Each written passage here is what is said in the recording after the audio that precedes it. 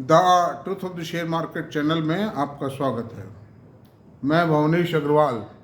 नमस्कार दोस्तों, काफ़ी चर्चाएं की हैं। मैं पूरी कोशिश करता हूं कि एक से एक शेयर जिसमें आपकी पूंजी सुरक्षित रहे और जिसमें आपको ज़्यादा से ज़्यादा प्रॉफिट हो, ज़्यादा से ज़्यादा रिटर्न मिले, वो शेयर बताऊं। ऑनेस्टली स्पीकिंग, मेरे दिल में कोई बेईमानी नहीं। क्यों? मेरा कोई स्वार्थ ही नहीं। मैं किसी कंपनी का आदमी नहीं हूँ, मैं किसी बिजनेस चैनल का आदमी नहीं हूँ, मैं किसी ब्रोकर का आदमी नहीं हूँ, ना मैं किसी ऑपरेटर का आदमी हूँ। I am completely free. मेरा कोई स्वार्थ नहीं है। मेरा शुद्ध उद्देश्य है to educate the investing community, to make the poor stronger, financially independent, so that poor children can avail a better food, better clothing, better education. गरीबी इंसान के लिए अभिशाप है दोस्तों। हम गरीब के लिए ये तो कह देते हैं कि ये निकम्मा है, ये नालायक है, लेकिन ये नहीं देखते हैं कि वो उठना भी चाहता तो वो कैसे उठता, उसके सामने जो परिस्थितियाँ थी। बहुत विकट परिस्थितियाँ हैं कईयों के पास में। मैंने एक टेलर से ये कहा कि यार मास्टर जी, एक बात बताओ, आप एक्सपर्ट आदमी हो, आप अपनी दुकान क्यों नहीं खोल लेते हो? कि साहब दुकान मक्का साहब किराया देना, कोई किराया एडवांस देना पड़ेगा और दिक्कत है। तो मैंने कहा किसी दुकान पर, किसी के कोई कपड़े की दुकान पर या कहीं भी, आप कहीं भी बैठ जाओ, कहीं भी यार फुटपाथ पे बैठ जाओ, आप ज़्यादा कमा लोगे। मैं आपसे बता रहा हूँ कि साहब सच्चाई ईमानदारी की बताऊँ, एक तो मशीन ख़रीदने को पैसे चाहिए और कम से कम मेरे पास एक महीने की राशन पानी का इंतजाम होना चाहिए, वो भी मेरे पास नहीं है। मैं जितना सा कमाता हूँ उतना खा जाता हूँ, सीधी बात ये है। तो ये तो टेलर जो शहर में उनकी स्थिति है, जो इंटीरियर विलेजेस में हैं, इंटीरियर गांव में है, जहाँ कोई प्रोडक्टिविटी नहीं है, जहाँ कोई फिनेंशियल एक्टिविटीज़ नहीं है, एग्रीकल्चर प्रोडक्शन नहीं है, इरिगेशन नहीं है, वाटर सप्लाई नहीं है, उनके पास रहने के लिए झोंपड़ी तक नहीं है। Let us talk about that. तो खैर, एनीवे, भगवान किसी को गरीबी ना दे। गरीबी इंसान की सबसे बड़ी बदकिस्मती है, सबसे बड़ी दरिद्रता है। तो ऐसी सूरत में दोस्तों, मेरा आप सबसे कहना है कि आप ये मत मानिए कि मैं कोई घमंड की बात कर रहा हूँ, कोई अहंकार वगैरह मेरे में कुछ भी नहीं है। मैं खुद भी सड़क पर चलने वाला आदमी हूँ, सड़क फुटपाथ हूँ मैं, यूँ मानिए आप मुझे। I am not a rich man. Rich तो हूँ मैं दिल से बहुत रिच हूँ, फाइनेंशियल भी ऐसा कुछ नहीं है। I have got everything, I have got a big resource, everything is there with me. बल्कि जो भी है, खैर ज़्यादा फेंका फांकी किस काम की, मतलब। तो आज मेरा प्रयास ये रहेगा, जिस पे चर्चा करनी है, वो चर्चा का प्रसार है 2 इंजीनियरिंग कंपनियों पर बात करनी। इंफ्रास्ट्रक्चर की नहीं है, बिल्डिंग मटेरियल की भी नहीं है, ऑटोमोबाइल की भी नहीं है। हम तो 2 अलग हटके ऐसी इंजीनियरिंग कंपनी जो कैपिटल गुड्स की कैटेगरी में जिनको डाला जा सकता है और बहुत हाई टेक्नोलॉजी कंपनीज हैं, वो उनके बारे में चर्चा करेंगे। और उनके शेयर कोई बहुत ज़्यादा महंगे भी नहीं कहे जा सकते आज के इस मार्केट में। देखिए, इस मार्केट में क्या है कि आप चाहो कि इस मार्केट में कोई मल्टीबैगर ढूंढ लो, अब 500-300 रुपये में कोई शेयर खरीद करके 2 साल में 2500 रुपये हो जाए, इस मार्केट में पॉसिबल नहीं है। क्यों? अब आप देखो, जो नया आईपीओ आता है, 2 सोर्स हैं, या तो बाज़ार से खरीदो या आईपीओ आओ। जिस भी कंपनी की वर्किंग आती है ना, उस कंपनी की वर्किंग का पता ही नहीं पड़ता है जब तक हाईलाइट होती है, जब तक वो ऑपरेटर जो नज़दीकी close associate of the company है उसको ऊपर आसमान में उठा देता है। आपको पता ही नहीं पड़ता है, वो कुछ का कुछ हो जाता है। आपको तो जब बताते हैं उसकी वर्किंग को हाईलाइट करते हैं जब उनको माल बेचना होता है। इसी तरह से नया आईपीओ आता है। जैसे मैं आपसे बताऊँ, टाटा टेक्नोलॉजी का इशू आया। हम सोचते थे 800 रुपये लिस्ट होगा तो खरीदेंगे, वो 1400 रुपये लिस्ट हुआ, क्या खरीद लो। फिर मिराई का आईपीओ आया, वो लिस्ट हुआ तो चलो वो ठीक ठाक रेंज पे लिस्ट हो गया, हमारी जो टारगेट था उससे थोड़ा नीचे, वो हमने खरीद लिया उसको। फिर तीसरा शेयर आया ये जो बजाज हाउसिंग का हमने सोचा था 90-85 रुपये अगर आएगा तो थोड़ा ले लेंगे भाई, कोई बात नहीं, शेयर वे ले लेंगे। लेकिन वो क्या ले लो, बिड़ते ही 160 रुपये की कोटेशन आई, 190 तक गया, 190 में लिया तो और 160 में लिया तो सब बेचारे मतलब पछतावा रहेंगे, पछताते रहेंगे, सब दुखी रहेंगे सब लोग। यानी ऑपरेटर उसको कर गए हजामत, मैं आपसे बता रहा हूँ। रेट बढ़ता ही नहीं, किसी भी तरह नहीं बढ़ता है। अरे भाई, बजाज की जो फाइनेंस की जो रेट है, बजाज फिनसर्व की जो पी रेशो है, दोनों के पी रेशो से इसको मिला लो ना यार। उससे ज़्यादा पी रेशो उससे कम होना चाहिए, उससे ज़्यादा तो कोई सवाल ही, उससे डबल है पी रेशो, आज भी ज़्यादा है। आज भी मेरी रिक्वेस्ट ये आप लोगों से कि ना खरीदें उसको, थोड़ा वेट करें प्लीज़। इतने कड़क शब्दों में कोई वाला कोई नहीं मिलेगा। टीवी पर भी कह रहे थे अनुज बहुत अच्छी इंसान है, अनुज कह रहे थे धीरे सी आवाज़ में, तभी आवाज़ में कह रहे थे ठीक है, बढ़ता तो नहीं है रेट, थोड़ा सा संभल के चलना चाहिए इन्वेस्टर को, इस तरह थोड़ा सा अलार्म तो दे रहे थे वो। He is a very nice man, intelligent है, लेकिन उनकी कई व्यवस्थाएं हैं, वो ज़्यादा साफ नहीं बोल सकते। उनको चैनल चलानी है, दुनिया भर के ऑपरेटर, दुनिया भर के ब्रोकर, दुनिया भर की मैनेजमेंट उनसे एफिलेटेड। मेरा कोई स्वार्थ नहीं है, मुझको तो मेरी मेहनत की रोटी कमा के खानी भाई। शेयर बाजार में मेरे अकल से कमाऊंगा, दिमाग से कमाऊंगा, मैं किसी की मेहरबानी जिंदा नहीं हूँ। मैंने आज तक मेरी ज़िंदगी में किसी ब्रोकर से, किसी से ये नहीं कहा कि भाई साहब कोई बढ़िया शेयर बताओ, बल्कि ब्रोकर ही मुझसे पूछते हैं, मतलब मैं नहीं पूछता हूँ किसी से भी। HDFC जैसी संस्था, HDFC सिक्योरिटी जैसा, जो कि हिंदुस्तान के टॉप सिरमौरों में से है, मैंने उसकी रिकमेंडेशन कभी आज तक खोल के नहीं देखी, और एक आध बार खोल के देखी तो नुकसान हुआ है उसमें मुझे। क्योंकि वो देखो, वो एम्प्लॉयज़ का किया हुआ काम है, उनका मतलब सैलरी पकाने से है। वो चाहे इन्वेस्टर मरे चाहे जिए, वो तो रिकमेंड करते रहते हैं, एक दो शेयर डेली जोड़ते रहते हैं, मतलब तो वो बात नहीं है मेरी। मैं बिल्कुल एकदम से ऐसी ज़बरदस्त उसकी कपड़ छान करता हूँ, घुटाई करता हूँ कि क्या मजाल देखे कोई फर्क रह जाए, और ऐसी बात नहीं। देखो, अगर आप गंभीरतापूर्वक किसी भी शेयर को देख लेंगे ना, तो लॉस के चांसेस 10% ही दे जाते हैं, 90% यू विल बी विनर।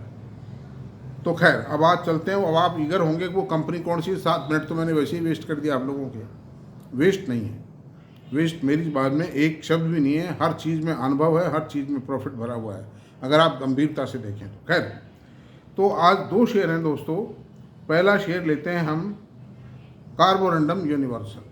अब कार्बोरंडम यूनिवर्सल, पहली बात तो कंपनी किसकी है, मुरुगप्पा ग्रुप की कंपनी है, जो कि आज की तारीख में एक बहुत ही सक्सेसफुल और एक बहुत ही प्रॉस्परस ग्रुप है, बहुत हाई ग्रोथ ग्रुप है। एक सेमी कंडक्टर चिप्स का प्लांट लगा रहे हैं 7700 करोड़ की लागत से, CG पावर एंड कंपनी में, वो इनकी है। ट्यूब इन्वेस्टमेंट इनकी है, एक वो फर्टिलाइजर कोरोमंडल इंटरनेशनल इनका है, ग्राइंडवेल नॉर्टन इनकी है, EID पेरी इनकी है, इनकी कई कंपनियां हैं, और चोलामंडलम इन्वेस्टमेंट इनकी है। तो under this circumstances this group is among us the 4-5 heroes, 1 heroes among them. ऐसी सूरत में मैनेजमेंट रेपुटेशन है। कंपनी के प्रोडक्ट की बात करते हैं। कंपनी के प्रोडक्ट हैं, देखो, इलेक्ट्रो मिनरल्स, एब्रेसिव्स,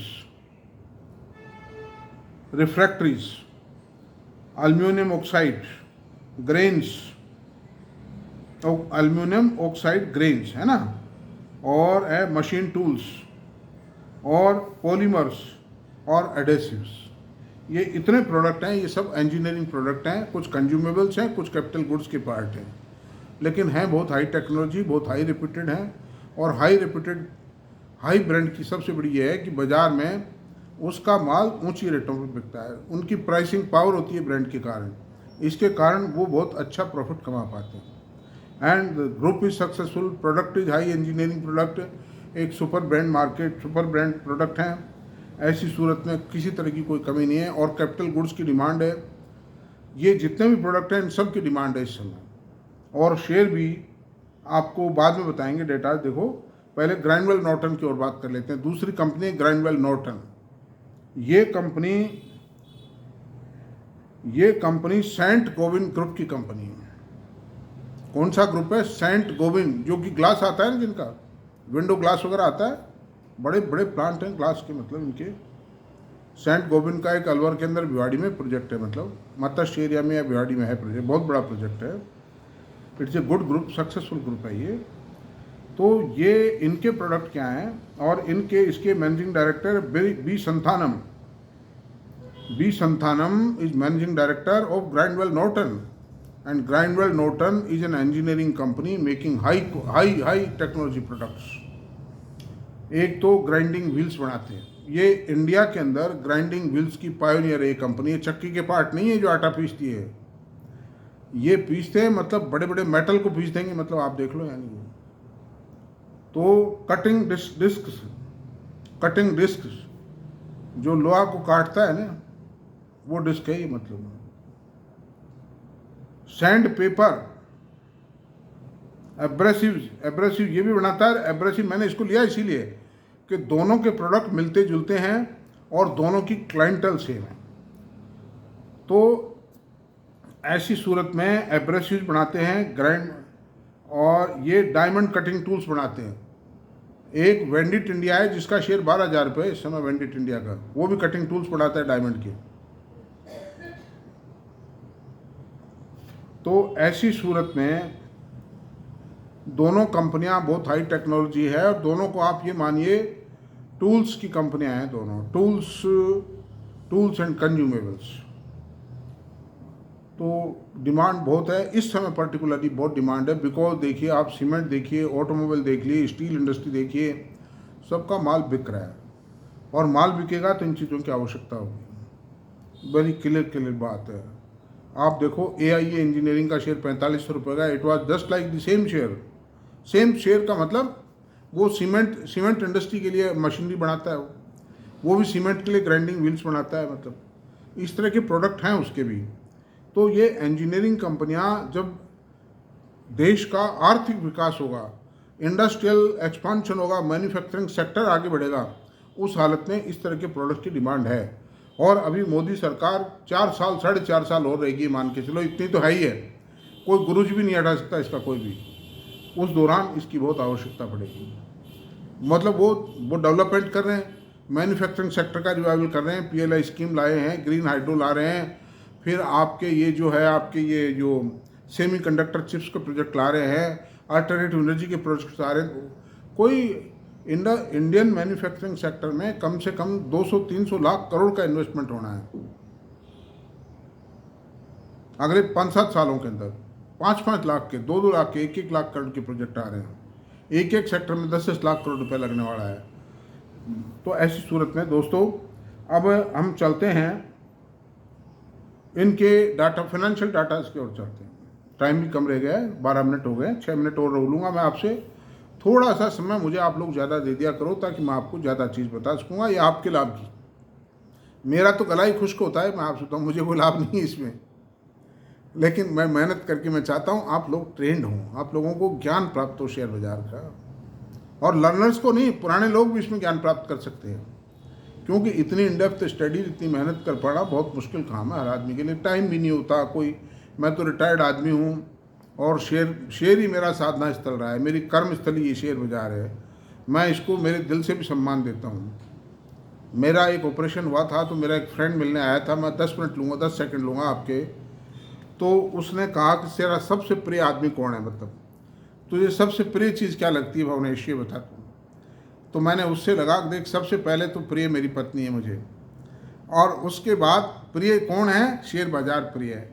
तो कैसे यार दोस्त, मगर यार दोस्त हैं, प्रिय हैं वो, लेकिन सबसे प्रिय 2 चीज़ है मेरे को। तीसरी बच्चे प्रिय मुझे, और जो फ्रेंड्स हैं वो प्रिय, रिलेटिव प्रिय, वो सब है, लेकिन टॉप प्रायोरिटी इन 2 की है। माई वाइफ जिसने मेरा साथ दिया पूरी ज़िंदगी, and another thing share market जिसने मेरे को कभी किसी के सामने झुकने नहीं दिया। मतलब सरकारी नौकरी में मैं किसी IAS से या IPS से या कोई मंत्री संतरी से कोई मीटिंग में कहीं कोई दबने का काम नहीं था। मतलब चाहे एडिशनल चीफ सेक्रेटरी रैंक का अफसर था वो, चाहे प्रिंसिपल सेक्रेटरी था, मैंने 2 टूक बात कह दी है, साफ सुथरी ये है। अब आपको जलना हो, जो मेरे को फांसी लगानी हो लगा दीजिए, सीधी बात ये। कोई कुछ नहीं बोल ही नहीं पाता था, कोई सुन के रह जाते थे सब। तो ख़त्म। प्रश्न ये है दोस्तों, अब इनके डेटाज पर आते हैं। मार्केट कैप, अब सबसे पहले अपन कार्बन यूनिवर्सल की बात करते हैं। मार्केट कैपिटलाइजेशन 27,972 करोड़ रुपए, प्राइस 1470 रुपये 1 पेड अप शेयर की। और हाई लो 1026 से 1840 रुपये, प्राइस अर्निंग रेशो 72.2 है, बुक वैल्यू 164 रुपये, और ये डिविडेंड यील्ड 0.27% है, ROC 20.1% है, ROE 15.6% है। They are quite well as per the market expectation, market standards है ये सब, और फेस वैल्यू 1 रुपये है। अच्छा, इसके शेयर जो था 5 साल में 300 रुपये से 1470 रुपये, आज की तारीख में 1470 1800 तो गया हुआ है समझो। और अभी थोड़ा सा डिलाई है ना बाजार में स्मॉल कैप मिड कैप में, और ये मत मानिए कि स्मॉल कैप मिड कैप बैठ जाएंगे। जो परफॉर्मिंग मिड कैप है, high technology plus performing mid cap small cap share तो चलेंगे, बैठेंगे वो जिसमें फर्जीवाड़ा चल रहा है, जैसे रेल विकास निगम है।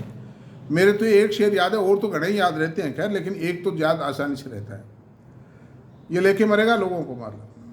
इरडा है जैसे, IVRCL है, ये सब। अच्छा, फिर जैसे वो जो शेयर था भारत भैल का शेयर है, जैसे 1 रुपया EPS नहीं है, शेयर टू पेड अब शेयर 300 रुपये खींच रखा है, उसको खूब रिकमेंडेशन है। खैर, अब इसकी देखिए 300 रुपये से 1470 रुपये 5 साल में, और इसकी EPS की स्थिति बताता हूँ। ट्रेलिंग 12 मंथ्स की स्थिति 24 रुपये 25 पैसे आई है, और सन 23 में 21 रुपये 80 थी, 11.12% की ग्रोथ आई है, जो इस इंडस्ट्री में काफ़ी सफिशेंट है। मार्जिन 16-17% के हैं, वो अच्छे मार्जिन। ऑपरेटिंग प्रॉफिट मार्जिन 16-17% का है, that is a good margin. अब 5 ईयर्स की बात करते हैं तो 2019 में इसका प्रॉफिट 248 करोड़ रुपये था, और 248 करोड़ रुपये था, जो बढ़ के 473 करोड़ रुपये हो गया। वो डबल, ऑलमोस्ट डबल है, वो 20 करोड़ कम है डबल में। इक्विटी केवल मात्र 19 करोड़ की, ऑपरेटिंग प्रॉफिट 16% है, वो ये इक्विटी कैपिटल 19 करोड़ की है, तो बहुत फर्स्ट क्लास है। मतलब आप इस बाजार में आप ये मत सोचिए ऐसे शेयर को 200-400 रुपये मिल जाएंगे, नहीं, और इनमें घाटा होने के चांसेस बहुत कम है। अगर कभी गिरते भी हैं तो धीरे धीरे गिरते हैं। अब अपन ग्राइंडवेल नॉर्टन की बात करते हैं, जो दूसरा शेयर मैंने बताया था, ग्राइंडवेल नॉर्टन। मार्केट कैप 26,275 रुपये, प्राइस 2414 रुपये। ये 5 पेड अप शेयर है दोस्तों, 2414 में सस्ता है, महंगा नहीं है। 2414 में 5 का भाग दो, 600 रुपये आएगा, क्या दिक्कत है। आज 1 पेड अप शेयर 600 रुपये में इतनी बढ़िया कंपनी का, हाई टेक्नोलॉजी। अच्छा, हाई लो 2960 से 1850 रुपये रहा 52 वीक में। प्राइस अर्निंग रेशो 73.3 है, बुक वैल्यू 186 रुपये है, डिविडेंड 0.70% है, ROC ही 24.3 है, ROE 19% है, फेस वैल्यू 5 रुपये है। अब इसके एप्रिसिएशन की बात करता हूँ। 5 साल में 460 रुपये से चल के 2414 रुपये हो गया। ये 2800 तक गया हुआ है भाई, 2800 तक गया हुआ है, ये 2960 तक गया हुआ है, तो 60 टाइम हो गया उस हिसाब से। अब कई आदमी सोचेंगे कि साहब तेजी का बाजार इसलिए हो गया, तो मंदी का बाजार कहाँ से लाएं, बताओ आप। ये कैसे भी हुआ तो सही तेजी में। क्या तेजी में सारे शेयर बढ़ गए क्या? ऐसे भी शेयर बहुत हैं जो घटे हैं, मैं बजाय बढ़ने के। आरती डक्स का शेयर 4000 रुपये बिका था, अभी 600 रुपये, हालांकि उसमें 1/3 का बोनस आ गया था। फिर मैं आपसे बताऊँ, IOL केमिकल का शेयर है, क्या पोजीशन है उसकी बताइए आप। 800 रुपये जाके आज भी 450 रुपये है, तो घटे हैं बहुत से, गए मिट्टी हो गए कहीं से।